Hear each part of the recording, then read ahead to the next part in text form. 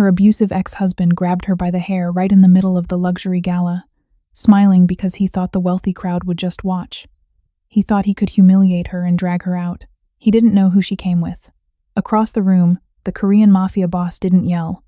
He just set down his champagne glass, locked eyes with the ex, and slowly started taking off his heavy gold rings. And in the Seoul underworld, when the boss takes off his rings, someone is leaving in a body bag.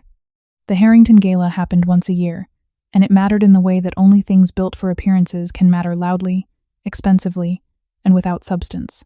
The grand ballroom of the Whitmore Hotel had been dressed in cream and gold, the kind of color palette that whispered old money and screamed new power, and 200 of the city's most influential people had turned up in their finest to perform the ritual of being seen. Crystal caught light and scattered it across the room in small explosions of warmth. The air smelled of gardenia arrangements and aged wine, and the particular brand of self-satisfaction that comes from never having had to fight for a seat at any table. Sally Jiles stood near the east window, and she was not performing anything.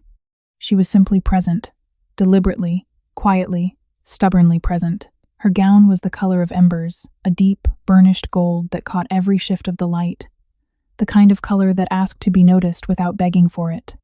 Her hair was pinned loosely at the base of her neck, a few coils escaping at her temple, and her skin held the warm depth of polished teak in candlelight. She had spent 45 minutes standing in front of her bathroom mirror before leaving the house, not because she was unsure of herself, but because she was relearning what certainty felt like. It had been a long time since she'd let herself occupy a room without an exit plan already mapped. She was here because her colleague, Dr. Priya Anand, had bought her a ticket months ago and refused to take no for an answer. She was here because her therapist had said, gently but firmly, that avoiding beautiful things was not the same as healing from ugly ones. She was here because at 31 years old, she had decided one Tuesday morning over cold coffee and a lease agreement for her own apartment that Dan Harder would not be the last chapter of her story. She was here because she deserved to be. For 17 minutes, standing near the soft glow of the east window with a glass of sparkling water she had barely touched, she had actually believed it. Then she felt the cold. Not a draft from the window, not the chill of the air conditioning. Something older, something her nervous system recognized before her mind had the chance to name it. The back of her neck tightened. Her fingers closed around the stem of her glass. And then she heard his voice low, bourbon-soaked, and aimed at her like a weapon. There she is. Dan Harder was wearing a tuxedo that didn't fit right across the shoulders, and he moved through the crowd the way a man moves when he has decided in advance that no one will stop him. He was not supposed to be here. The restraining order was explicit and current. The invitation list was private. None of that had ever meant anything to Dan. Laws were for people who felt accountable to something outside themselves. Dan had never felt accountable to anything. His hand found her hair before anyone in the room had even registered that something was wrong. The grip was deliberate, practiced. The kind of grip that communicated ownership rather than rage. This is mine. This is how I hold mine. And not one of you is going to say otherwise. Sally's breath seized. The glass slipped from her fingers and hit the floor, and the small, bright sound it made was swallowed immediately by the ambient hum of music and conversation. Around her, heads turned for exactly the half-second it took to assess the situation and decide it was someone else's problem. A woman in burgundy silk looked away. A man in a silver tie found his phone suddenly interesting. A couple near the second pillar turned slightly, a careful 45 degrees, as if adjusting their angle was the same as not witnessing. 200 people, and not one of them moved. Sally did not scream. She had learned, in the years she spent inside that marriage, that screaming only confirmed his control that her pain was his product. So instead, she breathed. Short, shallow, disciplined breaths through her nose, her jaw tight, her eyes scanning the room not for rescue but for calculation. How close was the nearest exit? How many steps between her and the door? How long before? The sound of glass meeting a tray. Small, clean, deliberate. Across the room, near the far wall where the light barely reached, a man rose from his chair. Jae Kim Young had arrived at the Harrington Gala at precisely 7:42 in the evening, spoken to no one he hadn't already decided to speak to, and positioned himself at the table closest to the east wall not because it was the most prestigious placement in the room, but because it offered the clearest sightline to every entrance and the most efficient path to any exit. This was not paranoia. It was habit. 20 years of moving through the world as the kind of man who required both options kept him calibrated in ways that looked, to the uninformed eye, like simple preference. He was 38. His tuxedo was black with no flourish, no pocket square, no decoration of any kind except the small star-shaped mark near his right eye, not a scar, not a birthmark, but a tattoo applied when he was 22, and significantly less careful about what he put on his body. He had considered having it removed 3 times, and decided against it every time, not out of sentimentality, but because by the time he considered it, too many people already knew what it meant. He had a glass of scotch he barely touched. He had been watching the room. He was always watching the room. He noticed Sally Jiles the moment she arrived, not because she was the most beautiful woman in the space, though she was striking, the kind of woman whose presence registered like a temperature change, warm and specific, but because she was the only person at this gathering who looked like she was attending under the weight of something real. Everyone else was performing comfort. She was practicing it. There was a difference, and Jae had always been able to see it. He had also noticed the man who entered at 9:17 without an invitation badge, moving along the left side of the room with the practiced casualness of someone who knew exactly where they were going. Jae had watched him for 4 minutes before the man's trajectory made his destination obvious. By that point, Jae had already set down his glass. He did not stand immediately. He watched Sally's face when the man reached her, watched the way her body registered the presence, the slight stiffening of her spine, the controlled breath, the hands that found no anchor. He watched the man's hand move into her hair, and something in Jae's chest went very, very quiet. Not cold, not detached, quiet in the way a room goes quiet just before a verdict is read. He stood. He slid his jade ring from his right hand slowly, without drama, the way you remove something when you need your hands to be unencumbered and exact, and set it beside his glass on the passing waiter's tray. The waiter, a young man named Marcus who had worked the Harrington for 3 years, felt the weight of it land and went immediately, instinctively still. He did not look up. He had worked enough rooms like this to understand that some sounds were not meant to be witnessed. Jae crossed the ballroom. He did not walk quickly. He did not push through the crowd. The crowd simply parted. Not because anyone consciously stepped aside, but because there is a quality of intention in certain people that registers below the level of thought, a frequency that the body picks up before the brain processes it. People turned, looked, and found reasons to be somewhere else. The music did not stop. The chandeliers did not dim, but the quality of the room shifted, like a light source moving. He stopped 2 feet from Dan Harder. Dan didn't release Sally.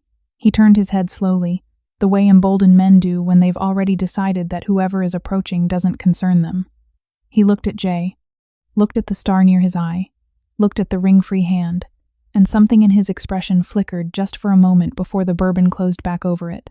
"This is a private conversation," Dan said. Jae said nothing. He looked at Dan the way you look at a problem you've already solved, not with contempt, not with heat, but with the calm finality of a decision already made. And then, without raising his voice at all, he said, "Let her go." Dan laughed. It was the laugh of a man who had never been made to feel small and did not believe tonight would be the night. He tightened his grip on Sally's hair, tilting her head back at an angle that made her breath catch audibly, and he squared his shoulders toward Jae with the particular arrogance of a man who had always confused size with power. "You want to back up," Dan said. "You have no idea who you're talking to." Jae's expression did not change, not 1 degree.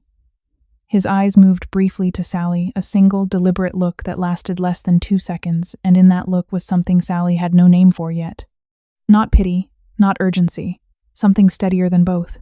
Something that said, "I see you, I'm here, and this ends now." Then he looked back at Dan. What happened next took 4 seconds. Jae's hand closed around Dan's wrist, not the hand in Sally's hair, but the free one that had already begun to swing, and the grip was precise in the way that revealed training rather than rage.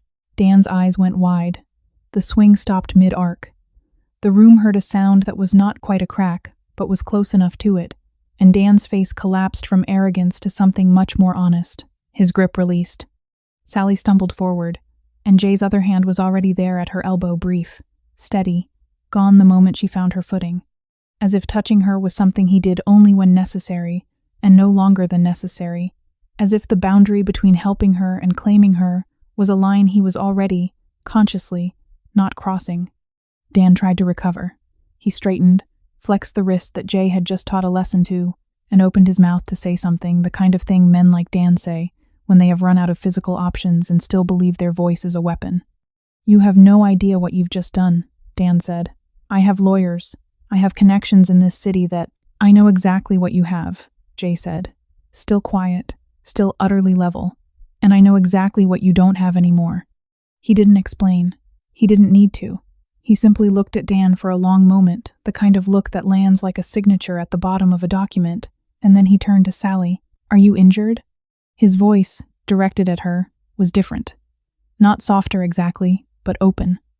Like a room with the window raised. Sally looked at him.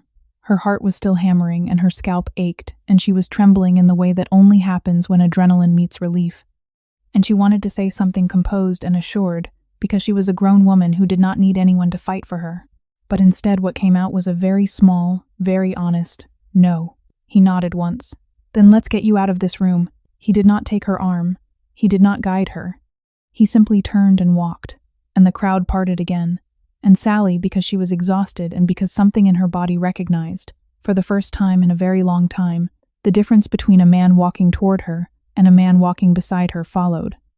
Behind them, Dan stood alone in the center of the ballroom floor, cradling his wrist, surrounded by 200 people who had finally stopped looking away. None of them helped him either. The hotel had a private room on the 14th floor, a corporate suite with wide windows that overlooked the city and furniture chosen for function rather than display. Jae had a keycard. Sally did not ask why. She sat on the edge of an armchair near the window, and she was aware of herself in a way that was almost uncomfortable, aware of the gold dress and the pins still somehow holding half her hair and the small, invisible places on her body that had been touched by someone who should never have been allowed to touch her again. She was aware of the trembling she could not quite stop, the shallow quality of her breathing, the way her hands wanted something to hold on to and kept finding nothing. Jae stood near the window. He did not sit. He seemed like the kind of man who sat only when he had decided the room was safe, and she got the sense that decision-making was still in process. "You don't have to explain anything," he said, without looking at her. "I know," Sally said. "He had a weapon in his left jacket pocket. He wasn't going to let you leave on your own." She closed her eyes for a moment.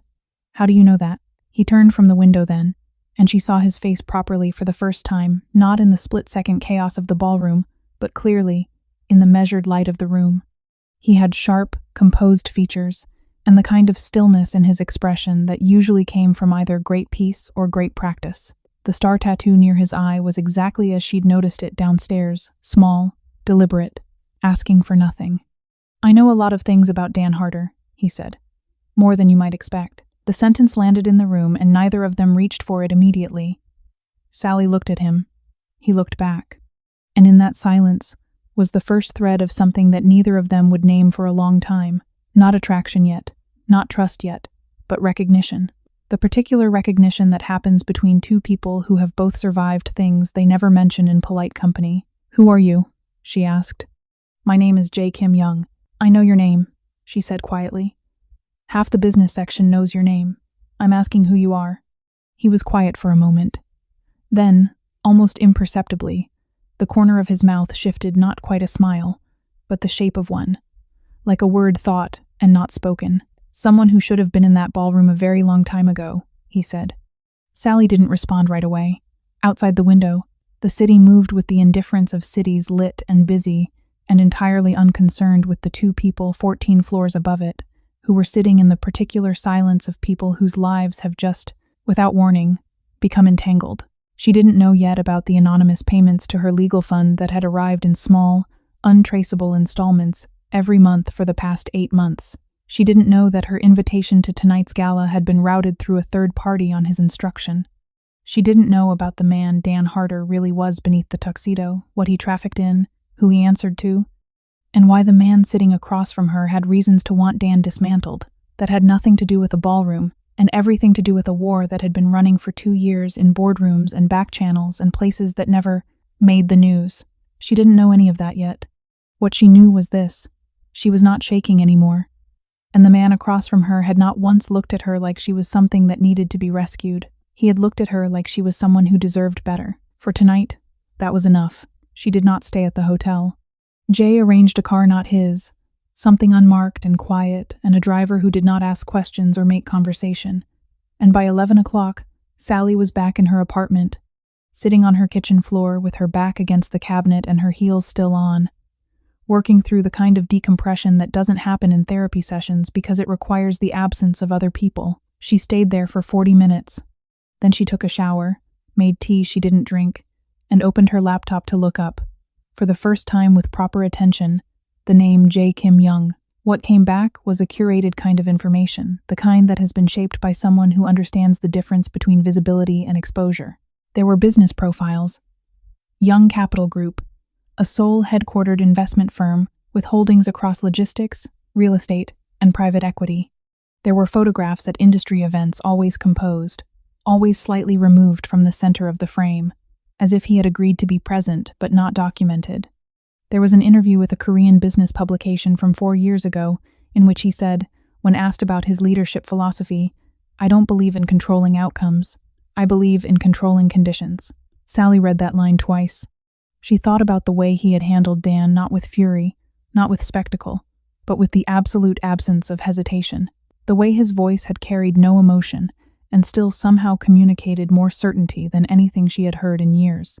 She thought about the keycard for the 14th floor, which he had produced without explanation, as if having quiet places prepared for difficult moments was simply part of how he moved through the world. She closed the laptop. She was not naive. She had spent enough time married to a man whose surface was impeccable, and whose interior was corrosion to know that composure was not character, and that power could build shelter or build prison depending entirely on whose hands it lived in. But she was also someone who had spent 2 years flinching at footsteps in hallways and mapping exits in restaurants. And tonight, for the first time since before her marriage ended, she had not once thought about the exit while she was talking to someone. That was not nothing. 3 days later, her phone lit up with a number she didn't recognize, and the text said only, "Your court date has been moved up. Your legal team will contact you tomorrow. Jay." She sat with the phone in her hand for a long moment. Then she typed back, "How did you get this number?" The response came immediately. "The same way I get most things. Carefully." Sally put the phone down and looked at the ceiling and did something she hadn't done in a long time. She laughed. She met with her lawyer the following morning, or rather, she met the new lawyer her lawyer had referred her to. His name was Wallace Osei, and his office was in a building downtown that did not have signage on the exterior but had security on the interior that Sally recognized as the serious kind. He was a compact, precise man with reading glasses, and the unhurried manner of someone whose confidence came from competence rather than performance. He told her that her case had been substantially strengthened by new documentation that had come in over the past 72 hours. Evidence of Dan's prior violations. Witness statements from the gala that had been collected and notarized within hours of the incident. Financial records that showed a pattern of control and economic abuse going back to the first year of their marriage. "How did all of this surface so quickly?" Sally asked. Wallace Osei looked at her over his reading glasses. "It surfaced because someone spent a considerable amount of time making sure it would be findable when it was needed." Sally was quiet for a moment. Someone, he confirmed, and did not elaborate. She thought about the anonymous legal payments. She had always assumed it was Priya, or someone from the women's advocacy network she'd connected with 2 years ago. She had never chased the source because when you are barely keeping your head above water, you don't interrogate the hand that steadies you, you just breathe. "How long has this been in preparation?" she asked. 8 months, Wallace said simply. 8 months, before the gala, before any conversation, before she even knew his name in anything other than the business section of a newspaper.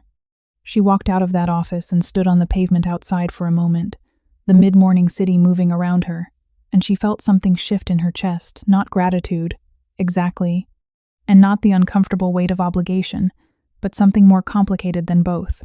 She felt seen, not saved, seen. And the difference between those two things was the difference between being cared for and being controlled, and she was now very, very interested in understanding which one this was. She called the number. He picked up on the second ring.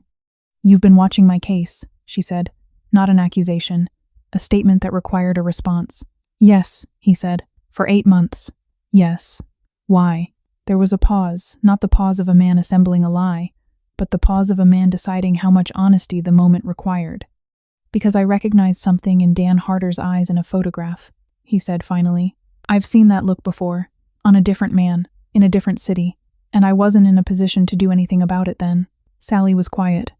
I lost my sister to a man like him, Jae said. I was in Seoul, she was here. And by the time I knew what was happening, it was too late to matter. The city kept moving around Sally. Someone walked past with a coffee, a delivery bike threaded between two taxis. Ordinary, continuous, indifferent life. I'm sorry, she said. Don't be, he said. I'm telling you because you asked, not because I want your sympathy. I want you to understand that what I did, what I've been doing, is not about you being a victim. It's about a debt I've been carrying that I finally had the ability to repay. Sally considered that. So I'm a project. No, he said immediately. And then, more carefully, you are the first person in a long time that I would like to know better. Those are two different things. She looked down at the pavement, thought about the laughter 3 nights ago, thought about the way he had looked at her in that suite, not like a woman in distress, not like a problem to be managed, but like a person he was genuinely curious about. Lunch, she said. A beat. Tomorrow, he said. Somewhere with a normal sign on the building, she said. And for the second time, she heard the shape of a smile in his voice when he said, I'll see what I can find. The place he chose had a blue awning and handwritten specials on a chalkboard and smelled like cardamom and fresh bread, and it was the most ordinary room Sally had sat in for weeks. Jae arrived without security. He wore a dark gray jacket over a simple shirt, no tie, and when he sat across from her at the small table near the window, he looked like a different version of the man from the ballroom, not softer exactly, but more present, less contained. They talked for 3 hours. Not about Dan, not about the case, not about the network of quiet decisions he had been making on her behalf for 8 months. They talked about the things that reveal a person more honestly than any confession, the things they read, the things they couldn't explain to other people, the things they had given up, and the things they had refused to. Sally learned that he had studied architecture before business, and still drafted floor plans of buildings that would never be built as a way of thinking through problems, that he spoke 4 languages, and thought most fluently in the 4th, a specific dialect of Korean from his mother's hometown that fewer than 40,000 people still spoke, that he had not been back to Seoul in 14 months, and did not entirely know why, only that some cities become complicated in the same way that people become complicated, not bad, just layered in a way that requires more energy than you sometimes have. Jae learned that Sally had a graduate degree in public health that she had never used in a traditional way, that she had spent 3 years building health education programs in underfunded schools before her marriage had quietly dismantled her access to funding and professional networks in ways she hadn't recognized as control until much later, that she had a playlist she listened to every morning before she got out of bed because it was the ritual that made the day start on her terms, that she was funnier than she let herself appear in rooms where she felt uncertain, and that in this room, with the cardamom smell and the handwritten specials and the ordinary light, she was not uncertain at all. He noticed that. She noticed him noticing. Neither of them said anything about it. But when they finally left the restaurant and stood outside on the pavement going in different directions, because they always would be going in different directions, 2 people whose lives were shaped by very different architectures, there was a moment of stillness between them that was not awkward. It was full. The trial date, she said. I want to be the one who speaks. He looked at her. I know. I don't want it managed.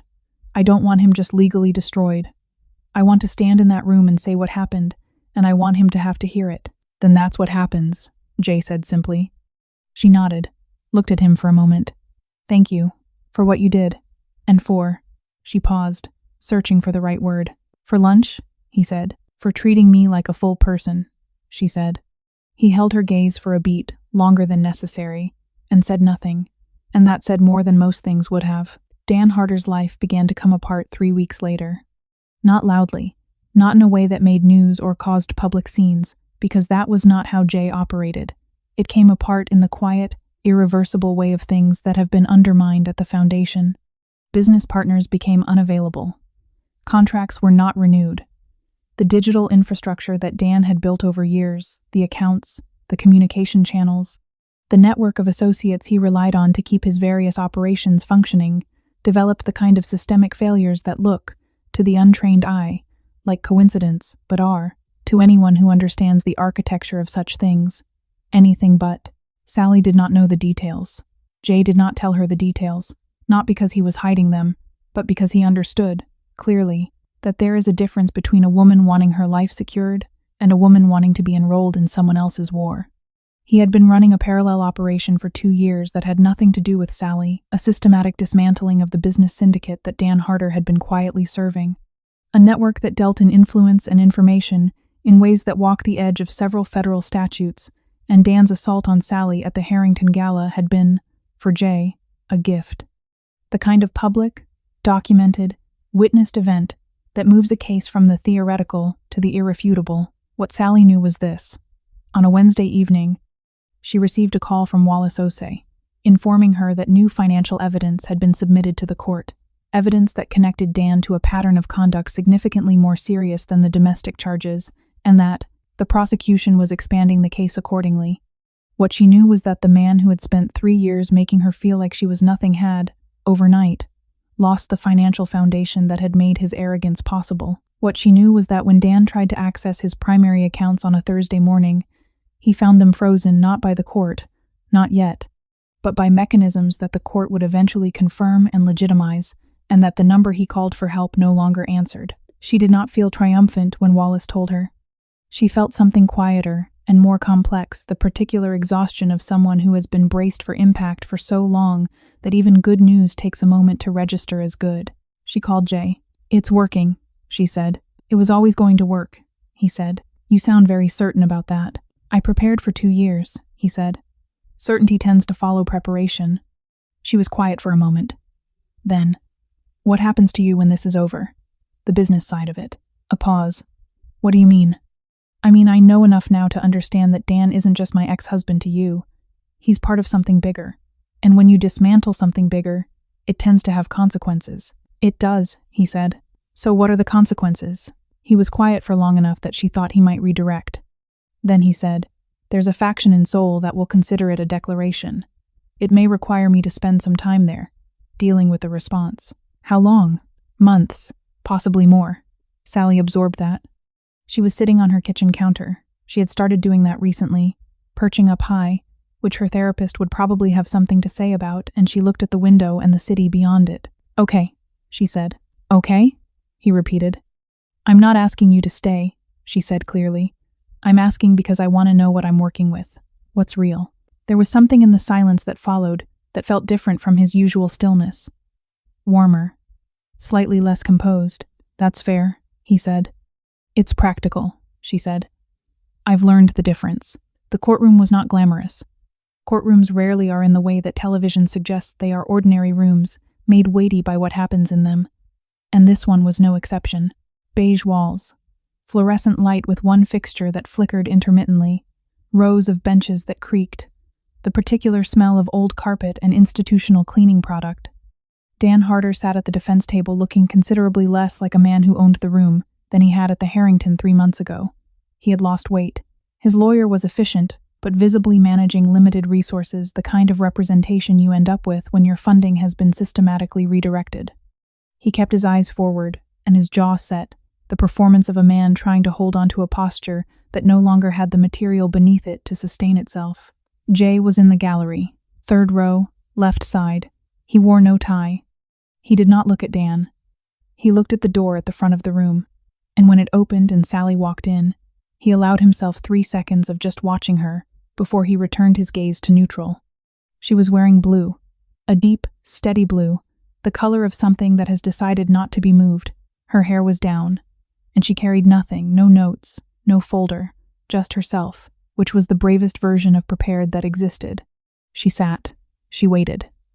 And when the moment came, she stood at the podium and she spoke. She did not perform. She did not perform grief, or strength, or survival, or any of the postures that women in these rooms are often silently expected to inhabit to be believed. She spoke in the way of a person who has spent a long time deciding exactly what words were true and refusing to use any others. She described the first year of her marriage, when the control was so gradual and so carefully framed as care that she had thanked him for it. She described the second year, when care became condition, and condition became silence, and silence became a house she did not know how to leave. She described the third year, when she finally left, and what it cost, not dramatically, not with flourish, but with the specific, unsexy truth of someone who had to rebuild her credit, her professional network, her ability to trust her own perception of reality in the same 3-year period. She described the gala. She described what it felt like to be in a room full of people who looked away. She described what it felt like to be seen. Dan's lawyer objected twice. Both objections were overruled. Dan himself did not look at her. He stared at the defense table, and whatever he was feeling, whether it was shame or rage or the dawning, terrible comprehension of what was happening to his life, he kept it inside the performance of blankness he had been coached to maintain. When Sally sat back down, the room was quiet, not the polite quiet of people being respectful. The real kind, the kind that means something landed. The verdict came 6 days later. Guilty on the domestic assault charges, guilty on the new financial fraud and racketeering charges that had been added when Dan's connections to the syndicate became irrefutable. 15 years, minimum security. His assets, including the redirected accounts, were to be distributed per court order, a substantial portion going into a structured fund in Sally's name that would take 18 months to fully materialize, but would, when it did, represent more financial stability than she had ever had access to in her life. Dan was led out of the room. He did not look at her on his way out. She looked at him. She needed to. She needed him to be a person in a specific, finite moment, not a shadow, not a threat, not the thing she had been bracing against for 3 years. Just a man who had made choices and was now living in their direction. Then she stopped looking at him. In the gallery, Jae stood. He caught her eye across the room, and his expression held something she had learned to read over the past 3 months of careful, unhurried contact lunches and phone calls, and 2 long evenings that ended on her building's front steps, because neither of them was ready to suggest anything else, both of them understanding, in the way of people who have been patient about important things before, that rushing was the one mistake they could not afford to make. He nodded once. She nodded back. He told her about Seoul on a Sunday, on the steps of the art museum, eating takeout from the Thai place 2 blocks over, because the museum cafe had a 40-minute wait, and neither of them had the patience for it. 3.5 months since the gala. 6 weeks since the verdict. He said he needed to leave within the month. The response from the Seoul faction had materialized as expected, not violent, but complex. The kind of political and financial maneuvering that required physical presence and the specific authority that only came from being in the room. He said it would likely be 6 months. He said it might be a year. He did not say, "I don't want to go." He also did not say, "Come with me." He said both of those things, in their own way, through what he chose not to say, through the particular quality of attention he gave her while he was telling her, through the way his jaw tightened slightly when he said a year, through the fact that he was telling her at all, rather than simply handling it. Sally ate a spring roll and looked at the museum steps, and felt the full, complicated weight of what was happening, not a crisis, not a rupture, but the particular difficulty of 2 people whose lives had been separately, carefully constructed, and who were now trying to figure out how much of that construction was structural, and how much of it could flex. "I'm not going to ask you to simplify what you are for me," she said. He was quiet. "I know what I came from," she said. "A man who needed me small so he could feel big. I'm not doing that again in any direction. I won't ask you to leave your world, and I don't expect you to ask me to leave mine. I wasn't going to ask you to leave anything," he said. "I know," she said. "That's why I'm saying the rest." He looked at her. She held it. "What I'm saying is, go do what needs doing, and when you come back, we figure out what this is, properly, without the trial and the adrenaline and the crisis as the context for everything. And if it takes longer than a year, then we deal with that when it's a year," she said. "I've been building in short increments for 3 years.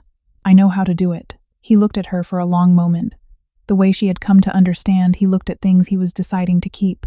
"There's something I want to show you before I go," he said. He took her, that afternoon, to a building on the east side of the city, not a landmark, not flashy, a converted warehouse space in a neighborhood that was in the early, honest stages of regeneration. Inside, it was empty and clean and full of light, high ceilings, original brick, a row of north-facing windows that threw the space into the soft, even illumination that artists call good light and everyone else simply feels without naming. "It's yours," he said. "Not a gift, an investment. I've had it set aside for 4 months, waiting for the right use." Sally stood in the middle of the space and turned slowly. "For the foundation," he said. "The public health work. You mentioned the programs you had to abandon, the schools. This is a start, a proper headquarters. The funding structure is already set up. Wallace has the paperwork. She turned to look at him. You were planning this 4 months ago. I was preparing conditions, he said. And there was the shape of that almost smile again, the one she had catalogued carefully and returned to often. She walked back to him. She stopped closer than their carefully maintained proximity had allowed until now, and she looked up at him and said, very clearly, "When you come back, Jae." "When I come back," he confirmed. She took his hand, briefly. 3 seconds. 4. Then she let it go and turned back toward the windows and the light, and he stood behind her. And for a moment, they just existed in the space together. Two people with complicated histories and no illusions, and something between them that was taking its time and was, for that reason, the most real thing either of them had felt in years. He left on a Thursday, 3 weeks later. She stood in the building he had given her hers now, fully and legally hers, with her laptop open and a notepad full of plans, and a phone that buzzed once at 7:45 in the morning with a message that said, "Landed. The building faces north. Good light in winter." She read it twice, set the phone down, looked at the north-facing windows, picked up her pen. The most radical thing a survivor can do is build something new in the space where the old thing burned. Not to prove they survived, but because building is simply what they were always meant to do. If this story found you at the right moment, if something in Sally made you breathe a little deeper, or something in Jae reminded you that protection and control are not the same thing, leave me a comment below. I want to know, what was the moment this story changed for you? Was it when the room looked away, or when one person didn't? Subscribe if you want more stories that take their time with the truth. The next one is already waiting.